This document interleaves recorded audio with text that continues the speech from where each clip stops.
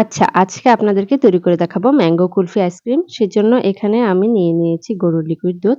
এগুলোকে এখন আমি জাল করে একটু ঘন করে নেব। বলক আসা পর্যন্ত দুধটাকে জাল করে নেব। এখান থেকে আমি ২ চামচ দুধ সরিয়ে রাখছি। দিয়ে দিচ্ছি 1/2 টিন কনডেন্স মিল্ক, দুধটাকে আরো বেশি ঘন মজাদার করার জন্য। দিয়ে দিচ্ছি স্বাদ মতো চিনি। এরপর আমি যে দুধটা উঠিয়ে রেখেছিলাম তাতে ২ টেবিল চামচের মতো কাস্টার্ড পাউডার মিক্সড করে এখানে মিশিয়ে দিচ্ছি।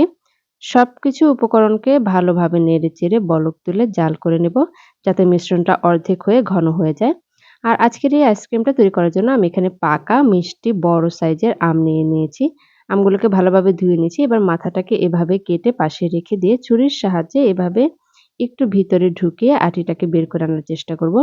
আর সবগুলো আম থেকে আমি আটিটাকে বের করে নেব। ৪ সাইডের আমটা খোসাটা কিন্তু রয়ে যাবে। তো আমার সবগুলো হয়ে গিয়েছে। এবার সেই মাঝখানের অংশে জাল করে রাখা দুধের মিশ্রণটাকে দিয়ে দিচ্ছি। আর সেই সাইডের অংশটা যেটা কেটে রেখেছিলাম সেটা দিয়ে ঢেকে দিচ্ছি। এবার এটাকে আমি ডিপ ফ্রিজে রেখে দেব প্রায় ৮ থেকে ১০ ঘন্টার মতো।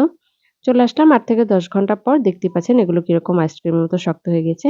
এখন একটা পিলারের সাহায্যে আমি এভাবে এর ছোকলাগুলোকে ছেলে নেব। এরপর আমি ছুরির সাহায্যে এভাবে গোল, গোল করে কেটে নেব। আপনারা আপনাদের পছন্দ অনুযায়ী সাইজে কেটে নিতে পারেন। আর উপর দিয়ে পরিবেশনের জন্য আমি দিয়ে দিচ্ছি সামান্য পরিমাণে পেস্তা বাদাম। কেমন লাগলো আজকের এই ম্যাঙ্গো কুলফি আইসক্রিম? অবশ্যই কমেন্ট করে জানাবেন কিন্তু। আল্লাহ হাফেজ।